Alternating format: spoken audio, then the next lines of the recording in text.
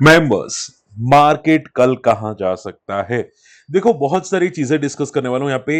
नई शीक और शिपिंग जो बी छोटा स्टॉक है, बीएससी का स्टॉक है, ठीक है। इसमें आई एम श्योर कुछ ना कुछ लोग ट्रैप हुए होंगे। काफी लोग सस्ते स्टॉक ढूंढने की कोशिश करते हैं। मैं डिस्कस करूंगा काफी चीजें, ठीक है। बजाज इलेक्ट्रिकल और सर बताओ, ठीक है, कि कौन सा स्टॉक अभी आगे भागने वाला है, ठीक है।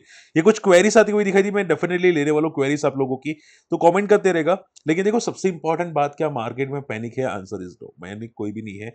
ये बस एक रिट्रेसमेंट है जो आपको ध्यान में रखना चाहिए, ठीक है। अब देखो, कल का मूव कैसा हो सकता है समझने की कोशिश करना। देखो, मैं आपको बिग बुल तो स्टॉक तो बताने की कोशिश करता रहता हूँ, ठीक है। अलग से वीडियो तो नहीं बना पाता, वो बताता रहता हूँ। यहाँ पे कुछ जैसे ब्रेकआउट्स होते हैं, यहाँ पे मैं शेयर कर देता हूँ। तो अगर आप यहाँ पे मिस करते हैं स्टॉक मार्केट फंडा को, तो फिर मिस मत करना, ठीक है। और हाँ, वीडियो को लाइक कर देना, ठीक है। चलिए, सबसे पहली बात, सर कल मार्केट कैसा रह सकता है? फॉर मी, मार्केट कल एकदम छोटी रेंज में नहीं रहने वाला है। क्यों? देखो, समझो। मार्केट वापस 20 डेमा पे आ चुका है, यहाँ पे सपोर्ट पे आ चुका है। यहाँ से कंसोलिडेट करना चाहिए अभी के लिए मार्केट, ठीक है। तो 25,000 पे एक तगड़ा सपोर्ट है, ठीक है, जो मुझे नहीं लगता ब्रेक करेगा। अगर करेगा तो फिर शॉर्ट टर्म के लिए और नीचे आएगा, बट चांसेस कम दिखाई देते हैं। यानी कि कल अगर 25,000 को ब्रेक करेगा तो हो सकता है कि क्लोजिंग 25,000 के ऊपर दे, ठीक है। तो हम लोग थोड़ा वेट एंड वॉच करेंगे। चांसेस मुझे हाई दिखाई देते हैं कि मार्केट साइडवेज रहेगा कल के दिनों के अंदर। 2 आवर्स चार्ट देखोगे तो भी आप यहाँ पे देखोगे 40 आरएसआई के आसपास ये कंसोलिडेट करने की कोशिश करता हुआ दिखाई दिया है, ठीक है। और जैसे ही 40 आरएसआई का यहाँ पे पॉइंट क्रॉस करेगा, यानी कि आप ये समझो कि जैसे ही 25,200 के ऊपर जाने की कोशिश करेगा, ठीक है, 2 आवर्स चार्ट के अंदर इसके ऊपर क्लोजिंग देगा, तब मार्केट वापस अच्छा खासा पॉजिटिव हो जाएगा। तो कल के दिनों के अंदर मुझे निफ्टी, बैंक निफ्टी दोनों साइडवेज दिखाई देते हैं। सो बी केयरफुल, बी कॉशियस। कल प्रॉपरली साइडवेज होगा मार्केट, एजिंग के लिए शायद बेस्ट हो सकता है, ठीक है। अब ध्यान से समझना, मार्केट की कंडीशन थोड़ी वीक है, मिड कैप स्मॉल कैप गिर रहे हैं। आप पूछे सर मिड कैप का सपोर्ट कहां पे है अभी के लिए, ठीक है, फॉर द रिट्रेसमेंट। तो देखो, अभी के लिए अगर मैं प्रॉपरली डिस्कस करने जाऊं सपोर्ट, तो इसके आसपास ही है, ठीक है। यहाँ पे 57,800 के आसपास ही कुछ सपोर्ट दिखाई दे रहा है, ठीक है, क्योंकि यहाँ पे जो फॉल हुआ था, ठीक है, तो यहाँ पे ही कुछ सपोर्ट्स आसपास दिखाई दे रहे हैं, ठीक है। तो आप ये समझिए सपोर्ट के नजदीक ही है। चांसेस तो है कि सपोर्ट लेना चाहिए 57,800, या स्मॉल कैप के अंदर भी अगर बात करी जाए तो 17,900 के आसपास ही सपोर्ट मार्केट में दिखाई दे रहा है, ठीक है। तो थोड़ा रिलैक्स रहेगा। एफआई की लगातार बिकवाली है, और डीआई के नंबर थोड़े कम आ रहे हैं, यानी कि लोग म्यूचुअल फंड में कम एंट्री कर रहे हैं अभी के लिए, ठीक है। तो थोड़ी सी इश्यूज है। ऐसा लग रहा है लोग गोल्ड पे ज्यादा फोकस कर रहे हैं as compare to mutual fund. इसकी वजह से ये लोग ज्यादा यहाँ पे म्यूचुअल फंड में एंट्री आती हुई नहीं दिखाई दी। अब देखो, एक बात याद रखिएगा, यूएस मार्केट भी लगातार ऊपर जा रहा है। अब ये भी प्रॉफिट बुकिंग मोड में रेडी हो चुका है, ठीक है। आप देखो कि पोवेल साहब बहुत जल्दी कुछ स्पीच दे सकते थे। मैंने अभी एक न्यूज सुनी कि यूएस में 1 अक्टूबर से कुछ पार्शियल, एक पार्शियल, क्या बोलते हैं यहाँ पे, लॉकडाउन जैसा कुछ होता है ना। अगर यूएस गवर्नमेंट कर्जा चुका नहीं पाती तो वो एक टाइप का हुआ था ना, आपको अगर पता हो तो, ठीक है। तो ऐसा कुछ होने वाला है जिसकी वजह से थोड़ा डाउ जोन्स नर्वस है, ठीक है। नैस्डैक भी थोड़ा वीक है, तो मुझे लगता है कि यहाँ पे शॉर्ट टर्म के लिए एक दो दिन के लिए यहाँ पे प्रॉफिट बुकिंग डाउ जोन्स में भी दिखाई दे सकती है, ठीक है। ओके, तो आई होप ये पॉइंट समझ में आ चुका है।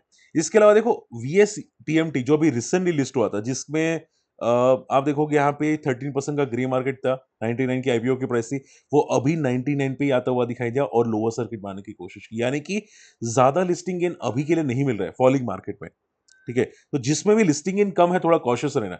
आज लोअर सर्किट मारी है, ऑलमोस्ट कॉस्ट के आसपास है। बड़े प्लेयर्स तो यही बोलते हैं कि भाई एक 90 का आपको सपोर्ट रखना चाहिए, बड़े प्लेयर्स की बात करूं जो रजिस्टर्ड होता है, ठीक है। लेकिन देखो, एक बात याद रखिएगा कि आपका व्यू लिस्टिंग गेन के लिए हो ना, और लिस्टिंग ना हो, तो ट्राई करो, अवॉइड करो, ठीक है, छोड़ दो उसको। वरना क्या होगा, फंस जाओगे, ट्रैप हो जाओगे नए नए कंपनीज में। बहुत सारे लोग पूछते हैं कि सर क्या ये रिकवर करेगा? अरे मेरे भाई, लिस्टिंग हुआ ही नहीं है, और आप देखोगे लोअर सर्किट मारे, तो हम लोग को रिस्क क्यों लेना? आप समझ रहे, रिस्क क्यों लेना? फिर हम लोग ट्रैप हो जाएंगे। क्लियर? तो ट्रैप नहीं हो, इसके लिए आप थोड़ा ये समझो कि बेटर है निकाल दो टाइमली, ठीक है। और अगर कंपनी में दम होता तो वो डायरेक्ट लोअर सर्किट पे ओपन नहीं होता। क्लियर समझ में आ रहा है? तो थोड़ा कॉशियस रहने की कोशिश करना। ओके, इसके अलावा अगर बात करें जहां पे, तो देखो एक एक बहुत बड़ा इश्यूज आया है। सी कोस्ट शिपिंग करके एक बीएससी की कंपनी थी। इन्होंने सेबी ने यहाँ पे ये बोल दिया है कि भाई आप 5 साल के लिए मार्केट से फंड रेजिंग नहीं कर सकते, और इसकी वजह से बंदा लगातार लोअर सर्किट पे लोअर सर्किट मारता हुआ दिखाई दिया है।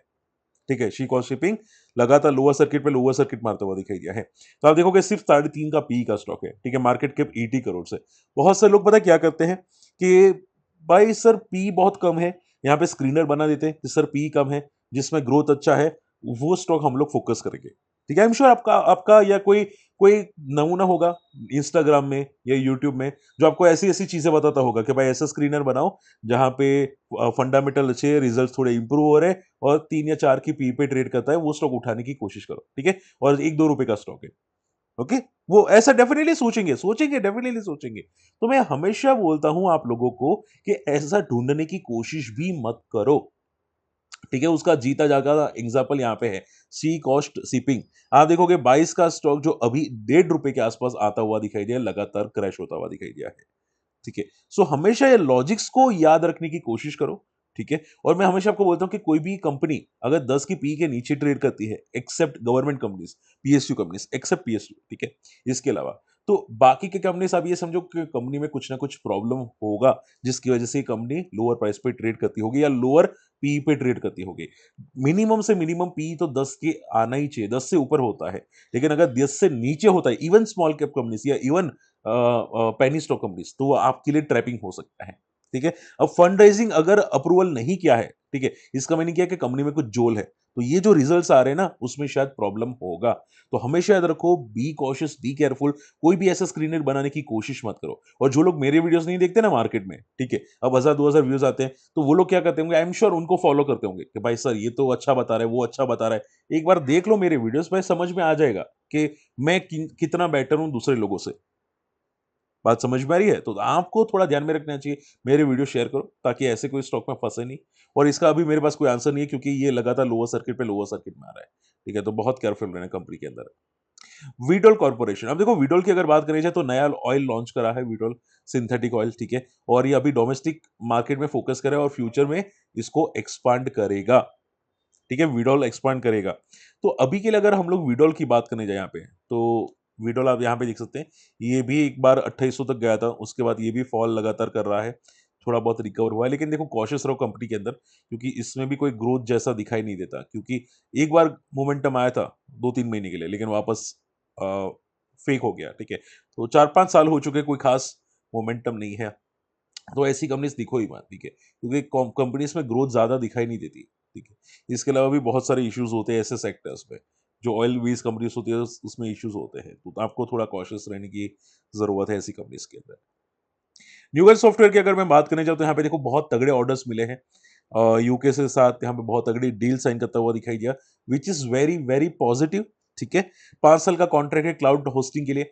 अब देखो न्यूगन सॉफ्टवेयर, ठीक है, देखोगे तो यहाँ पे अभी काफी अच्छी इंपॉर्टेंट सपोर्ट के आसपास है, अराउंड यहाँ पे, ठीक है, 900 के आसपास एक अच्छा खासा सपोर्ट है। ठीक है, उसको ब्रेक कर चुका है। मंथली क्लोजिंग अगर नेगेटिव रहती है 900 के नीचे, तो फिर एक प्रॉब्लम क्रिएट हो सकती है। तो आप ये समझो कि अभी 900 से लेके 800 का कुछ कुछ सपोर्ट है। आई एम श्योर ये सपोर्ट नहीं टूटना चाहिए। एंड रही बात तो इसकी, तो आप ये समझो कि स्टॉक में जब तक ये क्रॉस नहीं करेगा इंपॉर्टेंट लेवल्स, तब तक वीक रहेगा। और इसका इंपॉर्टेंट लेवल्स क्या है, 1400 का। ठीक है, यहाँ पे कुछ इंपॉर्टेंट लेवल्स है, जब तक इसके नीचे रहता है तब तक ये थोड़ा नेगेटिव दिखाई देता है न्यूगन। ठीक है, तो टेम्पररी पुलबैक से इसको फोकस मत करना अभी के लिए, क्योंकि कोई ज्यादा मोमेंटम नहीं दिखाई दे रही। ग्लेनमार्क फार्मा, और आप देखोगे यहाँ पे see just a second, Glenmark Pharma, ठीक है, यहाँ पे भी कुछ न्यूज आती हुई दिखाई दी है। इन्होंने यहाँ पे कैंसर थेरेपी रिलेटेड कुछ क्रिएट किया है। ठीक है, यहाँ पे 1.1 बिलियन डॉलर की डील होती हुई दिखाई दी है।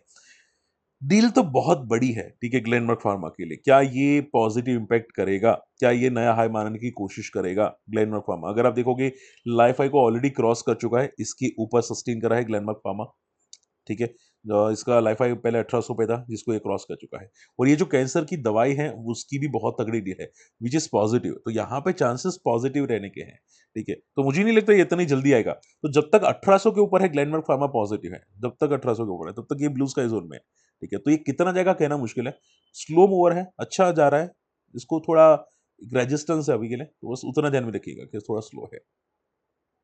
अच्छा, सबसे लास्ट इंपॉर्टेंट बात, अब यहाँ पे फोकस करो।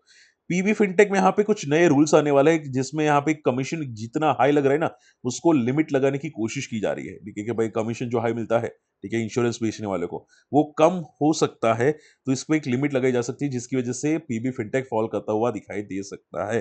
तो शॉर्ट टर्म का अगर व्यू हो, मिड टर्म का व्यू हो, थोड़ा कॉशियस रहना पीबी फिनटेक के अंदर, क्योंकि ये जो भी रिस्ट्रिक्शंस है कंपनी में प्रॉफिट बुकिंग करवा सकते हैं। तो अगर आपका व्यू मिड टर्म भी हो, शॉर्ट टर्म भी हो, बहुत केयरफुल लेना।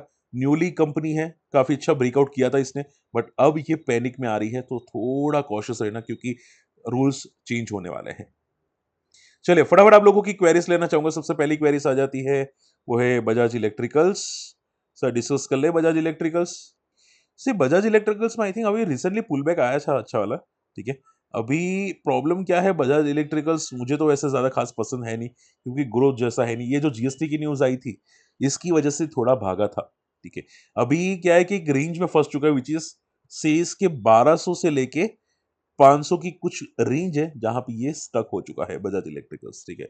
और इसके रिकवरी के साइंस अभी तो कुछ नहीं दिखाई देते कि भाई तगड़ी रिकवरी होगी कि नहीं होगी, ठीक है। और इसमें कोई ग्रोथ जैसा है नहीं, इसका आई थिंक कामकाज टीवीएस इलेक्ट्रॉनिक जैसा था बजाज इलेक्ट्रिकल्स का। और टीवीएस इलेक्ट्रॉनिक्स भी इसका प्रॉफिट भी डिक्लाइन है, बजाज इलेक्ट्रिकल्स का भी प्रॉफिट डिक्लाइनिंग मोड में है। मुझे नहीं लगता आपको ये कंपनी रडार पे रखनी चाहिए, ठीक है। इसमें अभी भी इश्यूज है, पैनिक्स है और ट्रैप होने के चांसेस हैं। पैरादीप फॉस्फेट, अब देखो सर का क्वेश्चन ये देखा, सर पैरादीप फॉस्फेट आज काफी अच्छा जा रहा है, क्या ये वापस रिकवर करेगा? देखो आज का मूव पैरादीप फॉस्फेट का काफी अच्छा था, ठीक है। अनएक्सपेक्टेड ही एक्सपेक्टेड ऐसा कुछ था। तो आप ये समझो, देखो जिस तरह से जा रहा है ना, हो सकता है कि ये वापस एक बार लाइफ हाई के आसपास आए, लेकिन वो डबल टॉप होगा। ऐसा मैंने देखा है बहुत बार कि जनरली क्या होता है कि कंपनी अगर फ्रॉम द एक बार टॉप से फॉल कर जाती है अच्छी मोमेंटम पे, तो वापस रिकवरी होती है, हो सकता है डबल टॉप को भी क्रॉस करे, लेकिन वो गिरने के लिए प्रिपेयर हो रहा है, ठीक है। तो थोड़ा कॉशियस रहना, अगर ये वापस रिकवर होता है, डबल टॉप के आसपास आता है, तो वहां पे कॉशियस रहना। ये डबल टॉप जैसा ही कुछ पैटर्न्स बना रहा है, ऐसा सेम पैटर्न मैंने ट्राइडेंट के अंदर दिखा था, ठीक है। तो be cautious. Ask automotive MCD sir का क्वेश्चन है, सर आस्क ऑटोमोटिव में क्या दिखाई दे रहा है? आस्क ऑटोमोटिव में आज लाइफ हाई को ब्रेक किया इसने, काफी अच्छा मोमेंटम था आई थिंक सो, ठीक है। और इसको भी आप रडार पे रखना चाहे रख सकते हैं डेफिनेटली, ठीक है। जब तक आप ये समझो आज का हाई, ठीक है, जिस तरह से मूव किया है बहुत अच्छा था। तो आज का जो लो है, करंट डी का लो, जब तक ये टूटे नहीं तब तक ये मंथली ब्रेकआउट के अंदर आ चुका है। तो इसके रिजल्ट अच्छे, ग्रोथ अच्छा है, एंड हाँ मंथली ब्रेकआउट के अंदर ये बंदा आ चुका है, ठीक है। ओके, बताओ sir please, sir long term के लिए कौन सा स्टॉक है, ऐसा कुछ बताओ। देखो डायरेक्टली तो डिस्कस नहीं कर सकता, ठीक है, बट आप ये समझो बिग बुल पैटर्न वाले आप रडार पे रखना चाहे रख सकते हैं। जो बिग बुल पैटर्न बना रहा है, ठीक है, लाइक नेटवेब बना रहा है, जोमेटो बना रहा है, ठीक है, जो बिग बुल पैटर्न को कंटिन्यू ट्रेड करा है, ठीक है, वो आप रडार पे रखना चाहते रख सकते हैं, ठीक है। तो बाकी क्या है कि आपको बहुत सोच समझ के फोकस करना पड़ेगा, क्योंकि मार्केट बहुत ही वॉलेटाइल हो रहा है।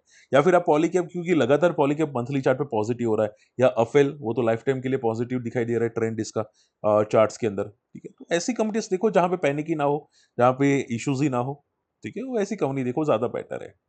चलिए होप आज का वीडियो पसंद आया, एंड अगर हमारे कम्युनिटी में आना चाहते हैं, हम लिंक से अकाउंट ओपन कर सकते हैं जीरोदा, या उसकी लिंक मैं आपको शेयर जरूर कर दूंगा। मिलते अगली वीडियो में, टेक केयर, बाय बाय।